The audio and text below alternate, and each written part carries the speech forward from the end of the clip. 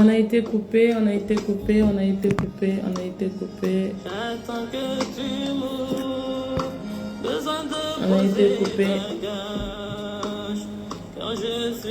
On a été coupé, on a été coupé, on a été coupé. Je suis en déplacement, je suis en Angola. Je suis en Angola, donc j'avais complètement oublié. Je croyais qu'en fait j'étais sur Wi-Fi. Mais le Wi-Fi de cet hôtel a un peu des complications. Donc en fait j'étais sur carte de recharge et ma carte elle a coupé. Elle a coupé. Donc heureusement que j'avais une carte de rechange. Les cartes, il y a encore les cartes. Il y a des pays, il y a encore des cartes. Ça existe ça encore. Ouais, en Europe il y en a, mais au Congo il n'y en a plus. Donc on a été coupé vraiment. On a été coupé, on a été coupé. Il n'y avait plus internet. Il n'y avait plus internet. Heureusement que j'avais un peu d'internet. Donc voilà pourquoi je suis là encore. Donc où mets-tu tes priorités? Où mets-tu ton cœur? Le matériel, oui. Le matériel, oui. Mais l'amour, l'essentiel, c'est le plus important. Parce que ces personnes-là, d'une manière ou d'une autre, que tu ne le veuilles pas, tu auras besoin de ces personnes pour te porter. Tu auras besoin de ces personnes, cette lumière. Tu auras besoin de ces personnes pour te porter. Tu auras besoin de ces personnes-là pour te soutenir. Tu auras besoin de ces personnes-là. Et pour revenir, je ne sais pas pourquoi Dieu me ramène toujours dans cet exemple de quelqu'un à l'hôpital qui est dans le coma. L'amour peut faire revenir une personne qui est dans le coma. L'amour. Et ça, c'est quelque chose que nous voyons beaucoup chez les Blancs. Oui, il est là, il parle avec quelqu'un qui est dans le coma. Mais chez nous en Afrique, oh, mais il est déjà mort. Donc même pour rester dans la salle là, attendre, même c'est des problèmes. Même les Noirs qui sont en Europe, il va d'abord laisser la personne et des gens, même moi j'ai déjà vu la personne accoucher, la personne est malade. Mais il dit que je reviendrai demain. Bon après, c'est vrai qu'en Europe, il y a beaucoup des hôpitaux, on ne permet pas aux gens de dormir. Mais il y a des gens, c'est même pas une affaire de on n'a pas permis. Ils préfèrent repartir à la maison parce qu'il doit aller se laver, parce qu'il doit dormir sur le bon lit. Mais alors que le diable a besoin d'une seule seconde pour frapper. Le diable a besoin d'une seule minute pour frapper. Mais ton amour peut faire de telle sorte que la personne, ta présence fait de telle sorte que la personne tient. Parce que quand tu es assis là auprès de cette personne, c'est pas seulement physiquement tu es assis, mais c'est ton esprit qui est assis à côté de la personne. Toi, tu te dis juste que je suis juste assis. Toi, tu te dis juste que je pars et puis je reviens. Mais dans le monde spirituel, ton esprit a quitté l'endroit. Et si ton esprit quittait la lumière, et si c'est ton esprit qui protégeait la personne, voilà pourquoi nous nous retrouvons dans des situations. Dès que j'avais tourné les dos, il est décédé. Dès que j'étais allé pisser, il est décédé. En fait, je n'étais pas loin, j'étais seulement allé acheter la carte. Non? Mais moi, j'étais allé lui acheter le pain. Oui. Parce que quand tu quittes là, c'est ton esprit qui quitte. C'est ton esprit qui quitte. C'est ton esprit qui quitte.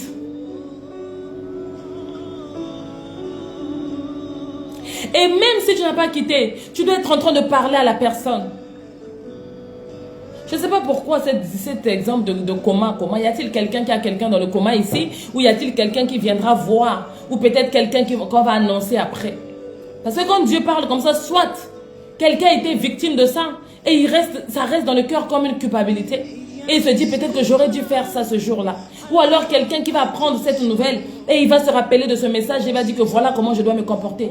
Tu es auprès de la personne, tu lui apportes de l'amour. Même si tout le monde dit qu'il est dans le coma pendant 6 mois. Prends cette clé ce soir. Tu le parles, tu n'iras nulle part. Je veux que tu reviennes. Reviens, tu pars. Parce que pendant qu'il est là, son esprit est en train de se battre entre les deux mondes. Et c'est ton amour qui va le faire rester. Parce que son âme t'entend, son esprit t'entend. Les paroles partent. Dans le subconscient, là où il est couché, il est en train de t'entendre quelque part, en train de dire, viens, viens, viens. Et quand tu le touches, la main a une puissance. Pourquoi nous avons le don de guérison entre les mains? L'amour, c'est la plus grande puissance. Donc pendant que tu touches la personne, tu es en train de transférer ta lumière. Tu es en train de transférer tes énergies. Et tu lui donnes la force.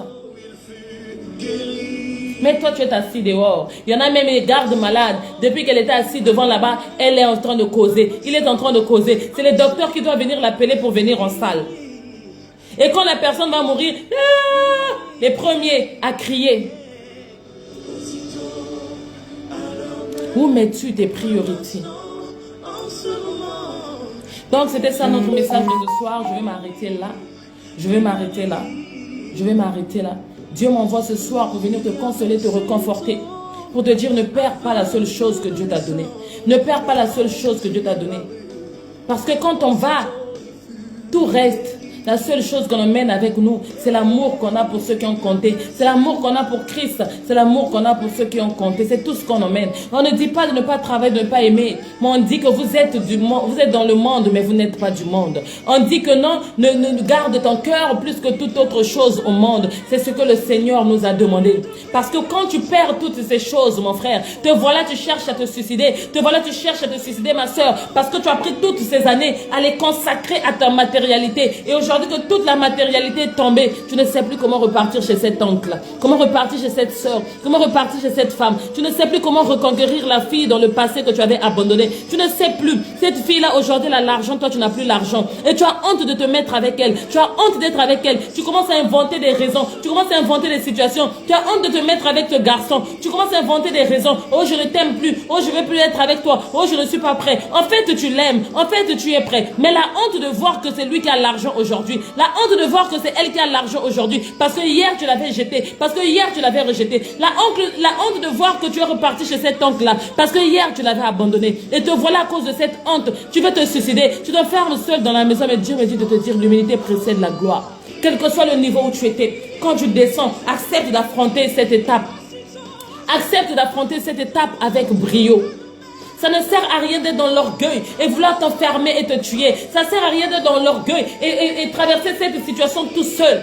Les gens, ils t'aiment. Tu as un père qui t'aime, une mère qui t'aime. Et s'ils ne sont pas vivants, tu as quelqu'un quelque part qui t'aime. Dieu utilise toujours une personne qui va rester. Même si tout le monde part pour t'enseigner la leçon de la vie. Parce que quand Dieu veut briser quelqu'un, il te fait passer par ça. Pour te faire comprendre que l'or et l'argent n'est pas la fin du monde. Tout m'est donné, mais tout ne m'est pas utile. Alors il va te faire tomber plus bas. Ça fait partie de la leçon de la vie. Donc si tu as pu jouir en étant en haut, accepte aussi de tomber aussi bas en pleurant. Oui, parce que nous, lorsque Dieu nous brise, nous commençons à pleurer. Nous commençons à accuser toute la famille, accuser les sociétés, accuser les gens autour de nous. Mais nous oublions que lorsque nous étions en haut aussi, nous avons joué les gangs. Nous oublions que lorsque nous étions en haut, on ne regardait plus ceux qui étaient en bas. Nous oublions que lorsque nous étions en haut, on ne téléphonait plus les gens. Nous oublions que lorsque nous étions en haut, on n'aidait pas certaines personnes, on aidait seulement les étrangers. Et aujourd'hui, nous sommes tombés, ces étrangers ne sont plus là. Tu dois penser à la tante du village que tu n'as jamais envoyé 2000. Tu penses maintenant aux petits frères là que tu n'as jamais donné 500. Comment ils vont venir? Tu te gênes et te voilà retourner maintenant dans ton trou.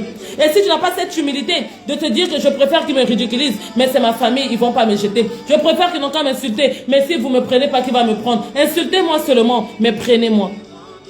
Je vois l'image d'un Karachika qui était pareil. Cet homme-là, il avait fait du mal à son frère quand son frère était dans les problèmes. Mais il ne savait pas qu'un jour, lui, il allait dans les problèmes. Et le voilà lui aussi qui fait faillite dans la société. Mais ce que j'avais aimé, ce monsieur, c'est qu'il avait l'humilité de repartir chez le frère. Le frère l'a chassé, mais il s'est agenouillé. Le frère l'a jeté, mais il s'est agenouillé. La femme du frère s'est agenouillée, dit, je n'ai que toi, tu n'es qu'un membre de ma famille. Si tu nous laisses, on va partir. Et au final, le frère avait remis le cœur en arrière et hébergé son frère dans la maison. Mais si tu étais toi, tu étais orgueilleux. Tu as dit que là-bas, je ne peux pas repartir parce que j'avais fait ceci. L'humilité précède la gloire. Là-bas, je ne peux pas repartir. Et te voilà qui dort dans la rue, on t'a tué. Te voilà maintenant, tu es allé te suicider. Te voilà, tu n'as pas mangé. Te voilà, tu es dans un hôpital abandonné à seul. Mais il n'a pas de famille, il n'a pas de membre de famille. Tu n'as plus le courage de donner le nom de quelqu'un. Te voilà en train de mourir à l'hôpital, de mourir dans ce foyer, de mourir avec cet homme-là. Parce que quand tu l'avais eu, tu avais crié que c'était le plus beau. Tu avais crié que c'était le plus riche. Tu avais crié que c'était l'amour de ta vie. Maintenant, il te montre l'enfer, tu ne sais plus comment parler. Mais laisse-moi te dire, ma soeur, tout le monde a droit à l'erreur. Mais ce que Dieu te demande ce soir, c'est l'humilité de repartir et de dire que non, je reste le membre de votre famille. Vous n'allez pas me tuer. Ce que Dieu te demande ce soir, mon frère, c'est l'humilité de reconnaître pour dire que non, tu restes ma copine, s'il te plaît. Même si je t'avais abandonné pour Naomi Campbell, mais je te demande pardon. Si elle va accepter, elle accepte. Si elle ne va pas accepter, mais toi, au moins, tu as fait l'humilité. Si cette famille va t'accepter, ils t'acceptent. S'ils ne vont pas t'accepter, ils te rejettent. Mais au moins, tu es revenu au pied. Mais ne sois pas dans l'orgueil. Ne sois pas dans l'orgueil. Parce que cet orgueil peut te pousser mourir, peut te pousser à te suicider. La Bible nous dit Dieu fait grâce aux hommes et résiste aux orgueilleux. Moi, lorsque ma situation n'a plus marché dans mon mariage, lorsque je commençais à passer dans des situations trop compliquées, je suis revenue auprès de ma famille. Je suis allée auprès de ma famille, j'ai dit voilà. Ceux qui m'ont rejeté, m'ont rejeté. Ceux qui m'ont assisté, m'ont assisté. Ceux qui m'ont tendu la main, m'ont tendu la main. Ceux qui ont voulu être là pour moi, ont été là pour moi. Malgré que je les avais aidés, mais je suis répartie. Je n'ai pas eu honte de dire que non, moi j'avais ça. Je n'ai pas eu honte de dire, parce que je savais que quand j'étais dans ça, j'étais toujours avec eux. Je n'avais jamais changé mon caractère. Et même s'il y avait quelque part que j'avais changé aussi le caractère, mais j'avais eu l'humilité de revenir. Je ne veux pas dire que je suis parfaite. Peut-être qu'il y avait des gens que j'avais oubliés quand j'étais dans la gloire. Peut-être qu'il y avait des gens qui n'avaient jamais bouffé mon argent. Peut-être qu'il y avait des amis qui ne me voyaient plus. Peut-être qu'il y avait des gens que j'avais mis de côté. Mais lorsque la vie m'a rappelé à l'ordre, toutes ces personnes, que ce soit ceux que j'ai aidés et ceux que j'ai pas aidés, j'ai croisé leur chemin, je suis partie. Je ne me suis pas mis dans un truc de me cacher. Oui, peut-être ils se sont moqués de moi. Oui, ils m'ont laissé. Oui, ils m'ont rejeté. Ça, c'était leur problème. Mais moi, je ne me suis caché de personne. Je me suis ouvert et parti à tout le monde. Parce que dans mon cœur, je n'avais fait du mal à personne. Dans mon cœur, je n'avais tourné le dos à personne. Dans mon cœur, je n'avais pas volé ni tué. Donc, si je suis revenu parce que ça n'a pas marché, si je suis revenu parce que c'est fini, alors si tu as mangé mon argent, c'est bien. Si tu n'as pas mangé mon argent, c'est bien. Je ne viens pas parce que tu as bouffé mon argent. Je ne viens pas parce que je t'ai donné 10 000. Je viens parce que tu es mon frère. Je viens parce que tu es mon ami. Je viens parce que je suis un être humain, j'ai besoin de parler aux gens. Je viens parce que c'est mon pays, c'est mon quartier. Je viens parce que c'est ma famille. Maintenant, si toi tu penses que tu étais avec moi que pour l'argent, tu vas plus être avec moi, c'est ton problème. Si toi tu penses que tu as gardé rancune parce que je n'ai jamais utilisé mes 10 000, c'est ton problème. Si toi tu penses que tu étais ami avec moi seulement à cause de ma situation matrimoniale, c'est ton problème. Mais moi, dans toutes les façons, de la même manière que je vous connaissais, je reviens. Pourquoi je m'enfermais? J'ai pas volé, je n'ai pas tué. L'humilité. Et même si tu les avais abandonnés, même si tu les avais tués, même si tu les avais fait du mal, l'humilité. L'humilité. Cet homme était reparti chez son frère. Et au final, son frère les avait donné une maison, ils ont habité. Mais s'ils étaient restés dehors avec sa femme et ses enfants, qu'est-ce qu'ils auraient vécu? Qu'est-ce qu'ils auraient vécu? Mais là, il avait appris la leçon. Désormais, quand il allait quitter chez son frère, il allait savoir qu'il ne peut plus faire ça à son frère. Parce que son frère avait vraiment besoin de lui, sa femme mourait. Il a refusé de l'aider. Mais lui, maintenant, le voilà dehors avec sa femme et ses enfants. Mais son frère l'a pris.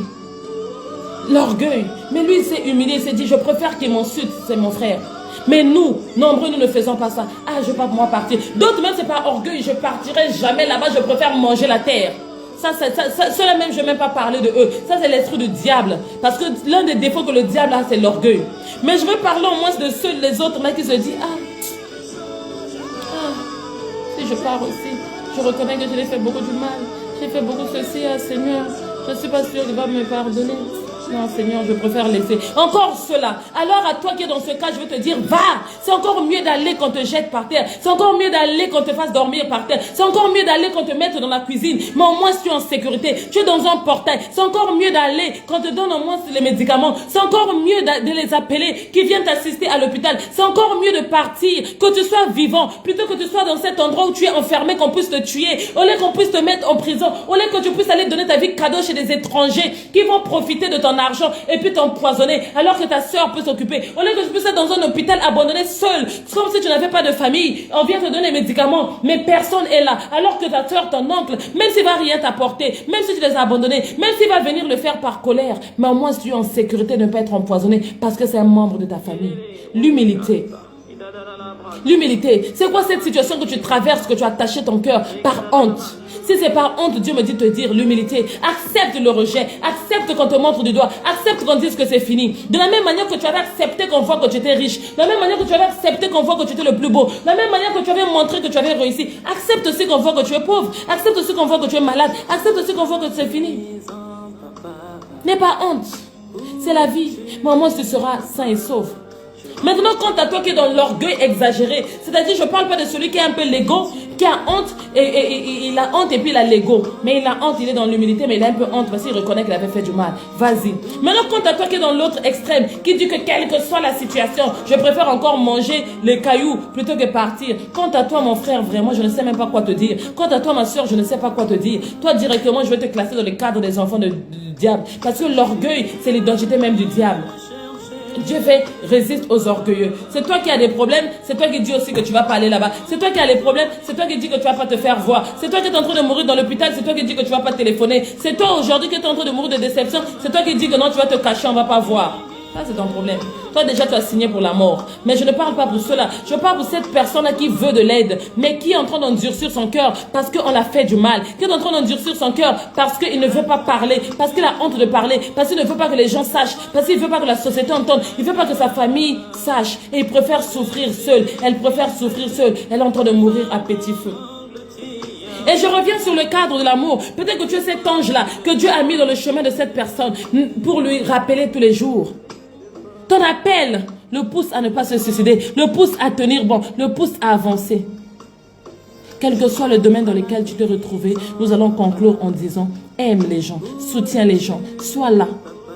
Caresse, donne de l'amour, aide à avancer, pas pour parler de tes intérêts, pas pour venir dire ce que toi tu veux, mais aider la personne à traverser cette situation, à sortir cette situation en lui tendant la main, en lui réconfortant, en le consolant pour le permettre de revenir.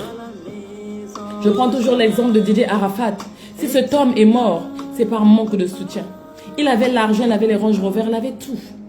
Mais cet homme criait à l'aide sur les réseaux sociaux, mais personne n'avait vu. Pourquoi? Parce que les gens ont dit quand tu avais. Personne n'avait vu. Pourquoi? Parce que dans Arafat, il manquait un peu l'humilité. Au lieu d'avoir l'humilité de dire que je souffre, il a continué à montrer que tout allait bien. Donc les gens avaient du mal à décrypter sa douleur. Nous avons pu décrypter sa douleur après son départ. Mais maintenant qu'il était parti, on a commencé à regarder les vidéos et on a compris que c'était un appel à l'aide. Mais s'il nous avait seulement formulé ça normalement, s'il avait seulement formulé ça à sa famille normalement, à ses managers, à tout le monde normalement, que je souffre, je meurs, je suis chez les francs-maçons, on veut me tuer, j'ai signé des pactes, voilà les esprits qui me tuent, quelqu'un l'aurait emmené chez une personne. Mais lui, il a fait, tout va bien. Et il a commencé à crier à l'aide inconsciemment, indirectement, en multipliant les directs, en multipliant les palabres, en multipliant les trucs. C'était une forme d'aide. Mais personne ne comprend ces formes d'aide. Toi, tu es malade. Devant moi, tu sais que ça va bien. Je ne suis pas Dieu pour rentrer dans ton corps pour savoir que tu es malade. Si tu es malade, dis-moi que tu es malade. Toi, tu as des problèmes financiers. Tu es devant moi, tu dis que tout va bien. Je ne suis pas Dieu pour savoir que dans ta poche, il n'y a rien. Dis-moi que tu n'as rien. Toi, tu cherches une maison. Devant moi, tu dis que tu as une maison. Je ne suis pas Dieu pour savoir que tu cherches une maison. Dis-moi que tu n'as pas une maison. On va arranger. L'orgueil mal placé qui tue les gens. Et c'est comme ça que Arafat est mort. C'est pas par manque d'argent, mais par manque d'humilité seulement pour parler. Mais parfois, il fallait juste appeler un pasteur. Parfois, il fallait juste une prière. Parfois, juste un baptême, on allait le faire pour que Jésus cache sa vie. Et toutes ces magies-là allaient arrêter de le suivre. Ces esprits allaient arrêter d'être derrière lui. Parce que ces esprits allaient voir que non, cette vie a été sauvée. Parfois, juste un pasteur qui est venu tous les jours prier pour lui, le soutenir et le dire, je vais être avec toi dans ce combat. Explique-moi tout. Il allait expliquer et puis tout allait passer. Mais lui, il a affronté ses esprits tout seul, affronté ces choses tout seul, ça va passer. C'est moi-même qui suis allé signer, je vais arranger. Mais il y a des situations où on ne peut pas arranger tout seul. Il y a des situations où on ne peut pas arranger tout seul. Oui, tu t'allais signer toi seul. Mais quand ces esprits vont venir, ils sont 1000, ils sont 10 000. Tu ne peux pas. Tu as besoin de l'aide et de soutien des autres esprits. Et te voilà mort. À cause de quoi? L'orgueil. L'humilité précède la gloire. Oui, je comprends que tu es en train de cacher ta dignité. Tu ne peux pas dire à tout le monde que j'ai touché les fétiches, que je me suis sodomisé, que je me suis masturbé, que j'ai fait ceci. Oui, mais il y aura au moins une personne, 2 personnes que Dieu mettra autour de toi pour te dire, mon fils, ma fille, je sais que tu as tué quelqu'un. Tu ne peux pas en parler à tout le monde, mais parle au moins à celui-là. Parle au moins à mon fils. Parle au moins à cette mère spirituelle. Je la connais, elle va garder le secret.